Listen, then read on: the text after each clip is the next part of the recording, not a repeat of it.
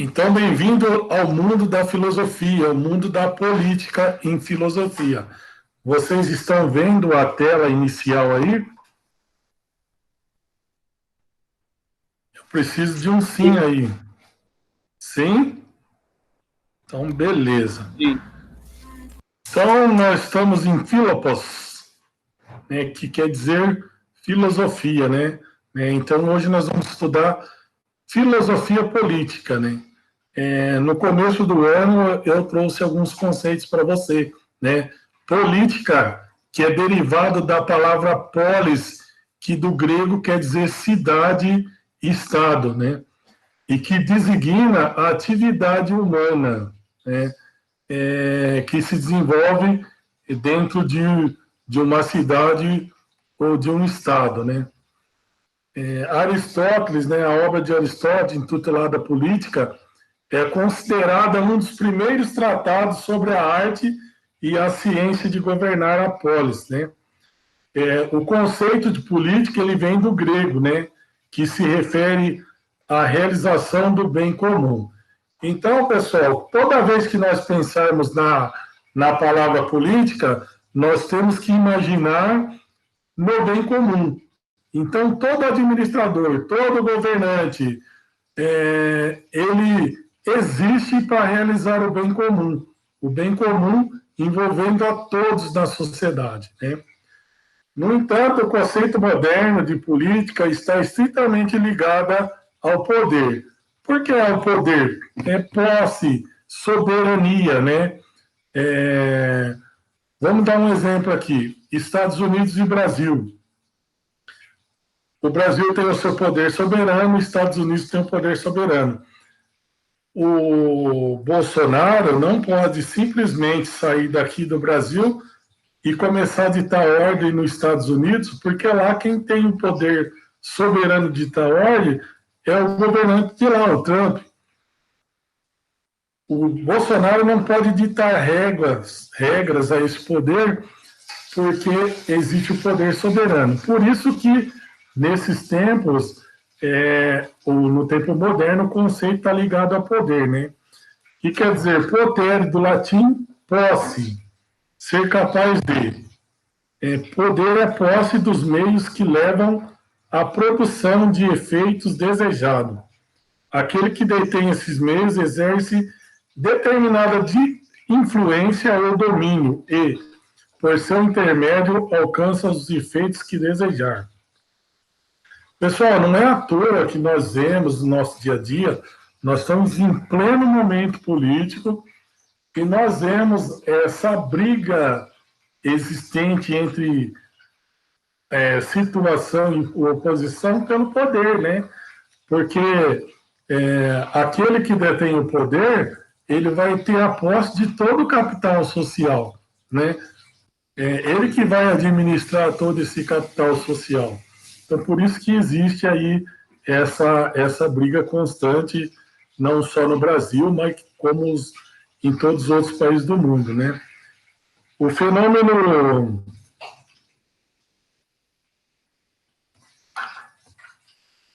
do poder costuma ser dividido em duas categorias, né? O poder do homem sobre a natureza e o poder do homem sobre o homem, né? E nós, enquanto estudantes de filosofia, daremos uma atenção maior sobre o poder do homem sobre o homem, isto é, ao poder social. Quando nós falamos um pouquinho de ética lá no começo do ano, nós vimos que a nossa ética ou a nossa liberdade, que também estudamos, ela está vinculada à lei, né? E é a lei que dá esse poder de um homem sobre o outro, né? No Brasil, hoje, quem possui o poder de editar as leis são executivo, legislativo e quem faz com que ela seja cumprida é o judiciário, né? Então, nós temos aí o poder sobre o poder, né? Então, vamos falar um pouquinho de poder social. No poder social, nós vamos ver o poder econômico, que utiliza de posse dos bens socialmente necessários para induzir quem não os possui. Bom, isso daí nós vemos todo dia, né? Aquele que possui maior capital, aquele que possui maior poder de compra, maior poder econômico, ele sempre vai induzir aquele de menor poder para que ele possa sempre mais adquirir mais posse, adquirir mais poder, adquirir mais capital social. Poder ideológico utiliza a posse de certas ideias, valores e doutrinas para influenciar a doutrina alheia. Bom, nós podemos falar de ideologia, vamos citar uma que está muito presente na sociedade nesses tempos contemporâneos. Ideologia de gênero não é algo que ficou bastante presente. Então, o que aconteceu? Determinada classe ideológica tentou, ou melhor, buscou o reconhecimento dos seus direitos em relação a uma outra doutrina, para que elas fossem reconhecidas na sociedade. Poder político, utiliza a posse dos meios de coerção social, uso da força física legal para alcançar os seus fins. Como que nós podemos enxergar isso daqui? Vamos lá. Ali não tem ali um policial na mão com a arma? Então, o Estado ele serve para organizar as estruturas, né? E como organizador das estruturas, ele tem o poder de polícia, né? O poder de polícia que vai coibir atos ilícitos. Então, se alguém estiver praticando algum ato ilícito, o Estado usa do seu poder coercitivo da força para coibir, então, aquele ato. A pessoa que praticar tal ato pode perder a sua liberdade. Estado. Stato do latim, estar firme, refere-se à permanência de uma situação de convivência humana ligada à sociedade política. O Estado é a instituição política que, dirigida por um governo soberano, reivindica o monopólio do uso legítimo da força física em determinado território, subordinando os membros da sociedade que nele vive. Eu vou pedir para vocês darem um print nesse conceito de Max Weber, porque ele é muito utilizado no Enem, muito utilizado também quem pretende fazer um concurso público futuramente. Esse conceito é bem utilizado por conta dessa palavra aqui. Reivindica o monopólio do uso legítimo da força física em determinado território. Perceba que o poder de um governante ele tem que estar delimitado a um território, né? Não existe Estado sem território, povo e governo, né? Então, são os conceitos de Estado. Território, povo e governo, tá bom? A origem do Estado. Muitas sociedades se desenvolvem sem que tivesse o Estado instituído. No entanto, com o aprofundamento da divisão social do trabalho, certas funções políticas, administrativas e militares acabaram sendo assumidas por grupos específicos de pessoas. Este grupo passa a deter o poder e impor as normas da vida coletiva. Surge o governo, nasce o Estado. Pessoal, nós vamos perceber aqui que a divisão social do trabalho, ela acontece do século XVIII em diante ali. Perfeito? Então, para que exista uma sociedade organizada, para que se organize o desenvolvimento, as estruturas, então precisou-se a constituição de um poder constituído, que é chamado de governo ou Estado. Se a gente olhar lá na Revolução industrial, quando tem uma grande debandagem do homem do campo para a cidade, nós vamos perceber que as cidades elas ficam desestruturadas. E por isso a presença do Estado para gerir melhor essa estrutura, para organizar melhor a estrutura. Positivo? Tá legal, estão indo muito rápido. Ok. Função do Estado. Não existe consenso sobre essa questão. Muitas respostas foram dadas, mas destacamos duas, definidas por corrente oposta. A liberal e a marxista, tá? Em azulzinho aí, tá liberal.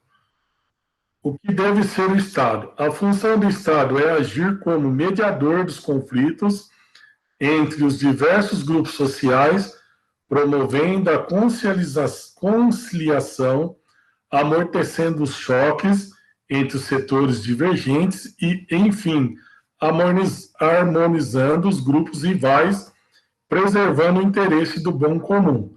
Então, dentro dessa corrente, nós temos os dois filósofos, John Locke e Jean-Jacques Rousseau. Jean-Jacques Rousseau. E para outra corrente, que é a corrente marxista, nós temos o Estado não é um simples mediador dos grupos rivais, mas uma instituição que interfere de modo parcial, quase sempre tomando partido das classes sociais dominantes. Assim, a função social do Estado é garantir o domínio de uma classe sobre a outra. Karl Marx e Friedrich Engels. Vocês percebam que na teoria liberal o Estado ele existe para a constituição do bem comum, que é aquela teoria que nós vimos lá no começo. Já no Estado marxista, né, na teoria de Marx e Engels, eles ditam que o Estado existe para garantir o domínio de uma classe sobre a outra, né, das classes sociais. Vocês vão estudar nesse ano aqui também, no segundo ano em Sociologia, mais para frente, na divisão social do trabalho lá, a ascensão de uma classe para outra e irá, então, ficar mais visível para vocês isso aí que o professor está falando. O Estado e a sociedade civil. Eu acho que tem alguém pedindo para entrar. Só um momento. Beleza. O Estado e a sociedade civil. Quem chegou por aí, boa noite, recebam ele aí. Costuma ser definida como o largo campo das relações sociais que desenvolve fora de uma instituição do poder, ou melhor, do Estado. Então, nesse caso aqui, não há dentro da sociedade civil, não há interferência do Estado. Aqui, nesse caso, nós podemos trazer para dentro do nosso estudo os sindicatos, as empresas, escolas, clubes, movimentos e associações, né? O relacionamento entre os membros da sociedade civil provoca o surgimento das mais diversas questões, né? Sejam elas econômicas, sociais, culturais e trabalhistas. Os partidos políticos surgem para atuar como ponte entre a sociedade civil e o Estado, pois não pertence por inteiro nem ao Estado e nem à sociedade civil. Ao partidos deveriam captar o desejo da sociedade e encaminhar para um campo da decisão política do Estado. Nós vemos um tanto velho de partido político, o partido político, vocês verem na televisão direto, eles fazendo a propaganda, se filia ao partido político, vem com a gente. Por quê? Porque a função específica do partido político, como o poder legislativo ou executivo, que assim seja, é entender as necessidades, as dificuldades da sociedade para, então, quando tiverem na esfera do poder, gerir com maior eficácia, né, com maior probidade as necessidades do povo. Regimes políticos é modo característico pelo qual o Estado se relaciona com a sociedade civil. Na linguagem política contemporânea, os regimes políticos são classificados em dois tipos: democracia e ditadura. Então, hoje no mundo, nós temos esses dois tipos de regime. Aqui no Brasil, nós temos a democracia. Na China, nós vamos ter a ditadura. Perfeito? Democracia, a palavra de origem grega que significa poder do povo. A democracia pode ser direta ou democracia representativa, né? Dentro da democracia, nós temos a participação política do povo, a divisão funcional do poder político e a vigência do Estado de Direito. Então, a participação do povo é através do voto. A divisão funcional do poder político, nós temos aí, aqui no Brasil, a tríplice de poderes: executivo, legislativo e judiciário. E a vigência do Estado de Direito, né, que é a constituição de regras, direitos e deveres em que o Estado tem que gerir o povo. Ditadura, né, palavra de origem latina, que significa ditar, imputar. Aqui, nesse caso, não existe a participação popular, porque é o ditador quem vai editar as leis, quem vai julgar as leis, quem vai dizer como tem que fazer. Não existe uma participação, o povo não participa de nada aqui. Então, nós temos a concentração do poder político na mão de uma única pessoa, né? No caso, ditador, e não existe o Estado de Direito, né? Nessa forma de governo, nós temos o fortalecimento da repressão e controles do meio de comunicações, né? Vou dar exemplo, lá na China, você não pode falar aquilo que você quiser nas redes sociais, porque ou você vai ser bloqueado ou você vai ser vetado, porque é um grande controle dos meios de comunicações. Falar mal do governo lá, nem pensar. Por outro lado, nós temos aqui no Brasil, nós entramos na rede social, nós vemos gente falando mal do governo, tem gente falando bem, e nenhum infere no outro. Tem umas briguinhas aqui ou ali, mas não, nada que infere no controle do meio de comunicação. Algumas pessoas podem dizer assim, mas o STF, ele mandou bloquear algumas contas, né? Essa aí já é uma outra esfera, porque as contas que foram bloqueadas estavam divulgando fake news, ou mentira, inverdades, e influenciando o povo. Principais teóricos do pensamento político: Bodin, Locke, Maquiavel, né, que escreveu o livro O Príncipe, Thomas Hobbes, Rousseau, Engels, Platão, Marx, Montesquieu. O Montesquieu é responsável pela tríade do poder aqui do Brasil, né? Então, essa tríade do poder legislativo, executivo e judiciário vem da teoria de Montesquieu. Se perguntarem isso para vocês em sociologia, vocês já vão saber, porque vai cair lá. E Hegel. E o famoso Aristóteles aí também, que participou desses pensamentos políticos aí. Pessoal, lá na Grécia era um berço político, né? Principalmente da democracia, né? Eles iam para as praças, faziam as discussões do que tinha que ser feito, as melhorias, as leis que tinham que ser vinculadas para a melhoria do povo. Então, nós vamos ver aí 90 ou 98% os filósofos gregos. Platão, rei, filósofo para justiça. O Platão aí é um discípulo de Sócrates, né?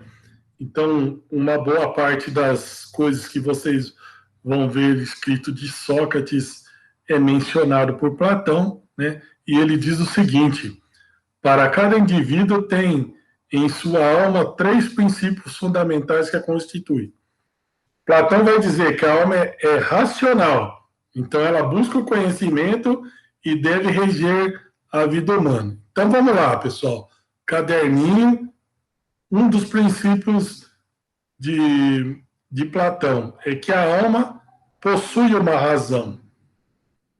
Ela é racional. Então ela busca através do conhecimento, através do estudo de causa, através do estudo da vida humana, uma razão. Repete aí.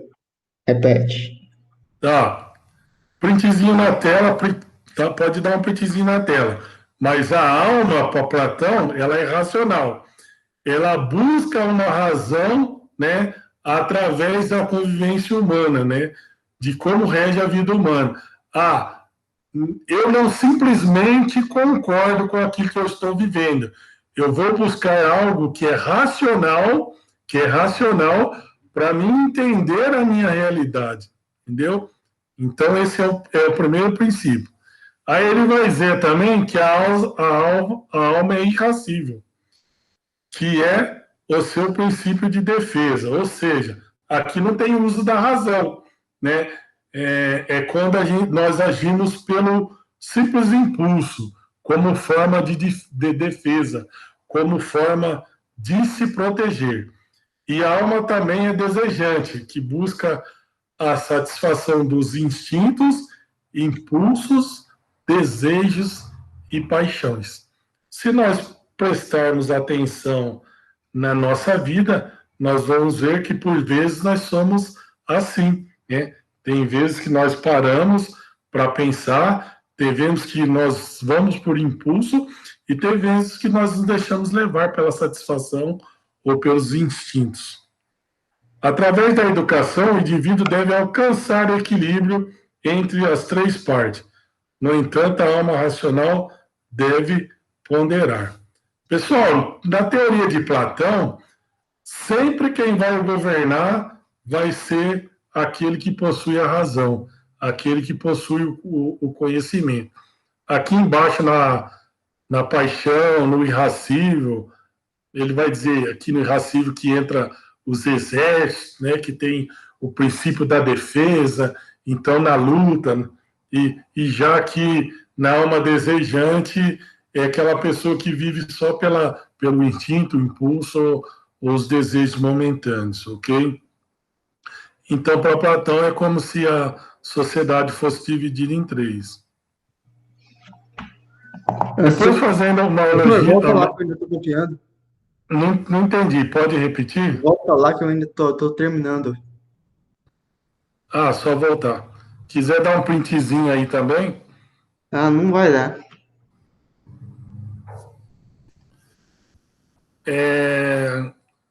Pode ir agora. Beleza. Tamo junto, vai me falando Eu aqui aí. não tenho botão para printar, não. Tranquilo. Depois, fazendo uma analogia entre o indivíduo e a cidade, quer dizer, Plodes, Platão dividiu esta em 3 grupos sociais. Produtores, responsáveis pela produção econômica, agricultores, pastores, artesãos. Este grupo correspondia à alma desejante. Pode ver que a mão de obra está tudo aí, ó.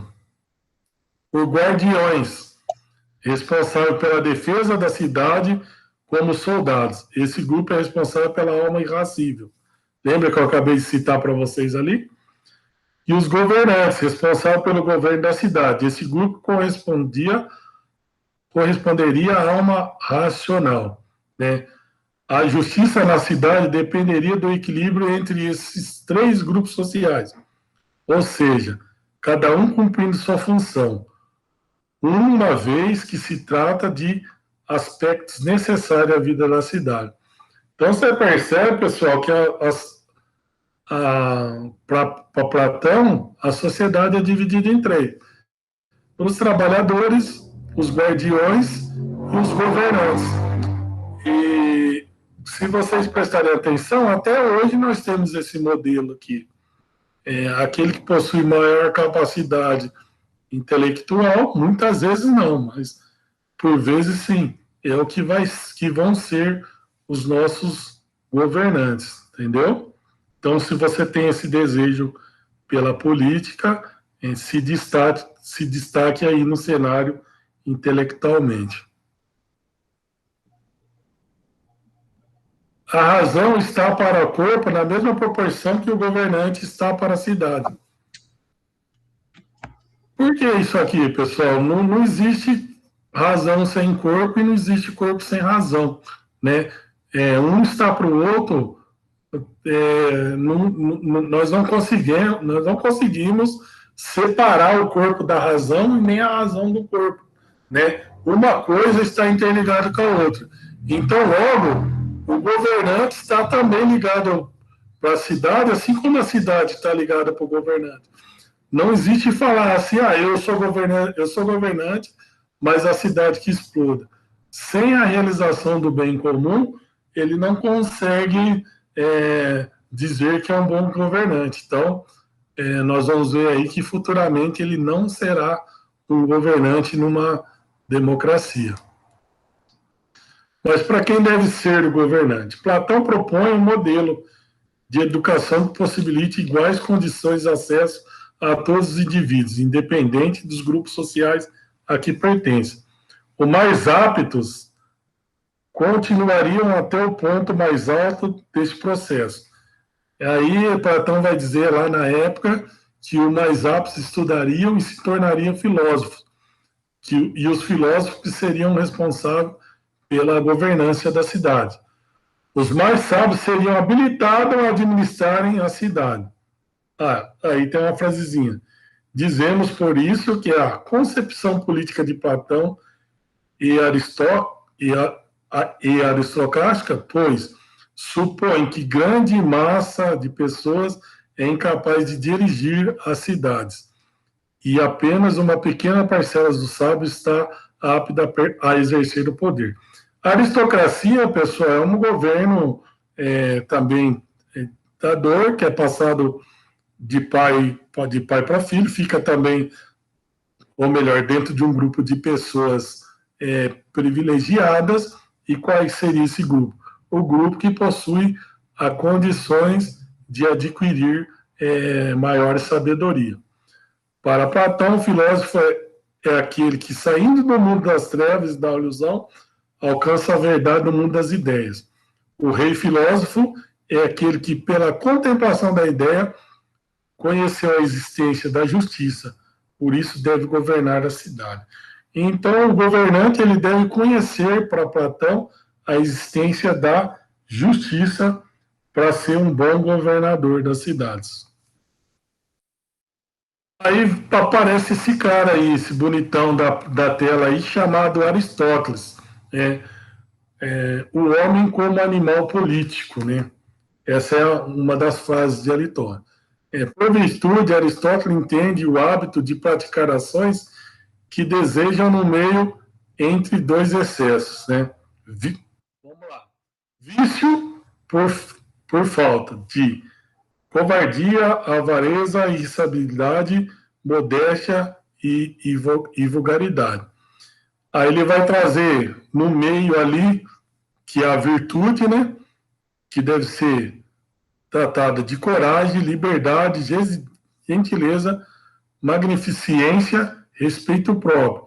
E o excesso de tudo isso daí, que é você ser temeralidade, prodigabilidade, indiferença, vaidade e vileza, onde não dá o equilíbrio da balança, né? Então, para você ser um bom governante, o Aristóteles diz que você tem que ter corajoso, ter liberdade, ser gentil, magnificente e tem que ter respeito próprio. Porque a pessoa que não tem respeito próprio, ela se corrompe facilmente. Na filosofia aristotélica, a política é um desdobramento natural da ética.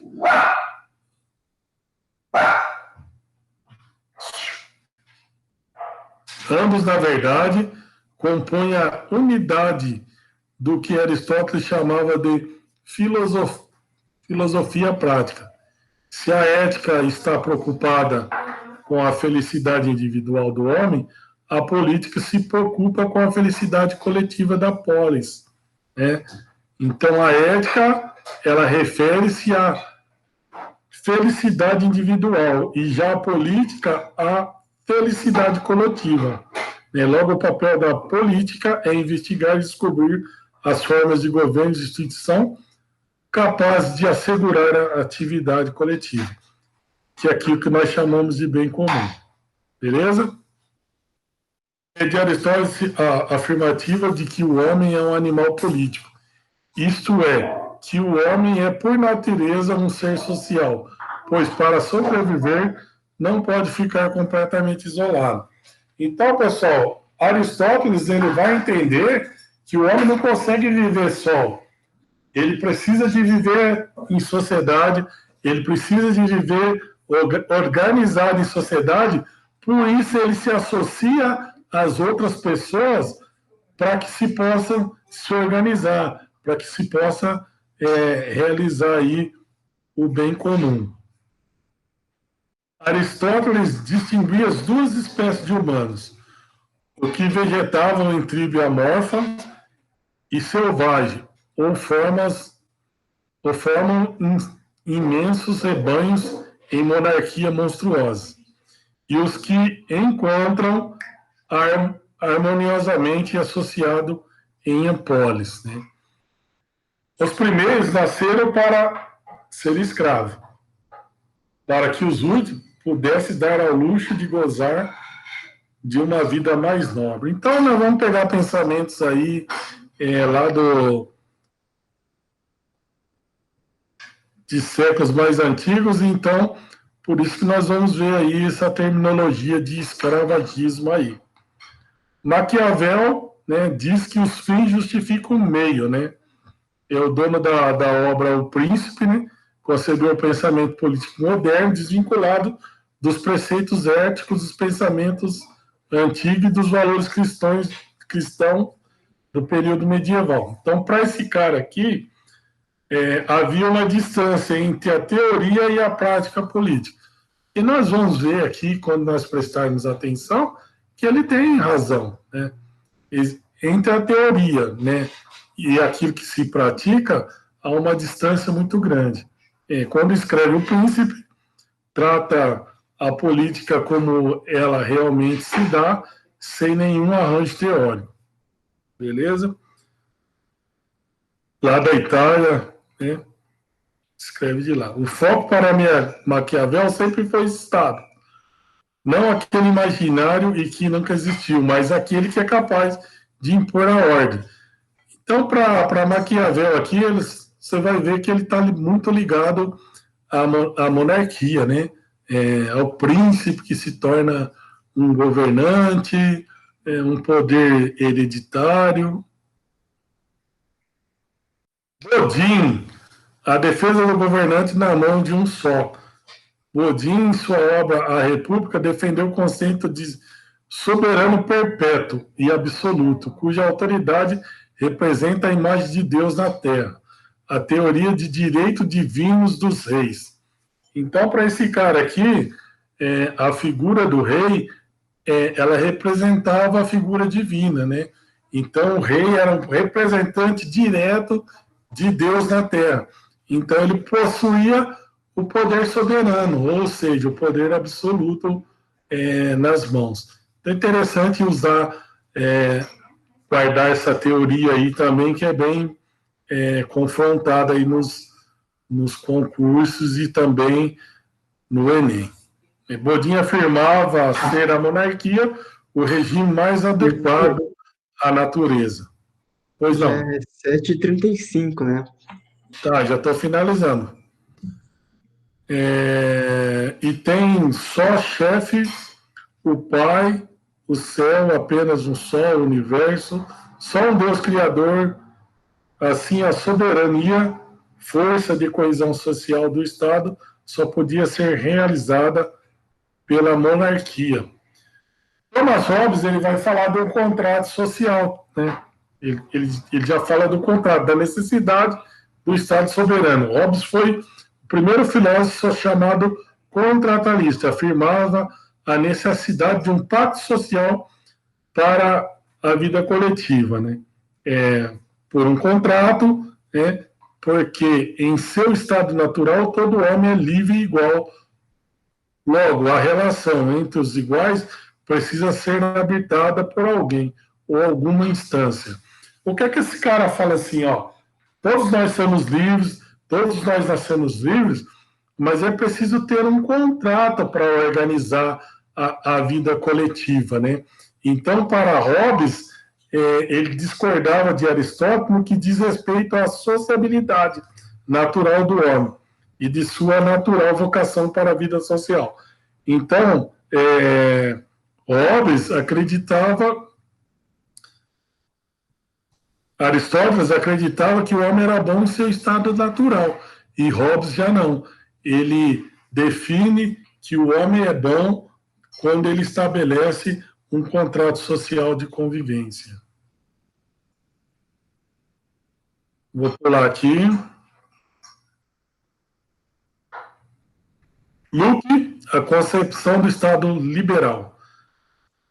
Eu vou fazer o Luke e nós vamos parar, e aí eu vou pedir para vocês botarem um pouquinho de paciência e nós retomamos, antes de vocês fazerem o formulário, nós retomamos na terça-feira, que eu encaixo lá naquele horário um pouco antes da aula do Carlos Eduardo, para a gente finalizar aqui o conceito. Perfeito?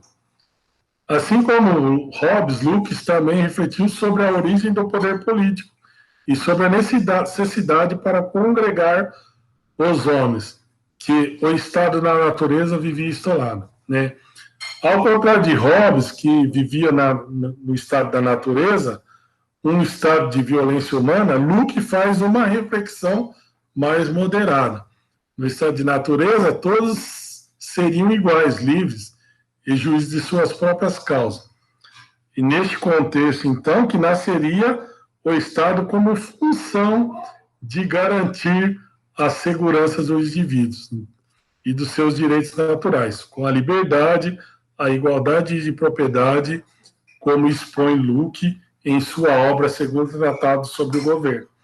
Então, Luke vai dizer que o Estado é bom quando ele protege os direitos naturais das pessoas vinculados ao seu direito de propriedade.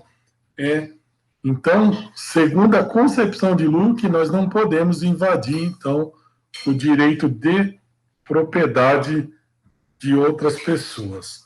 Ok, pessoal? Então, nós paramos por aqui. Vou parar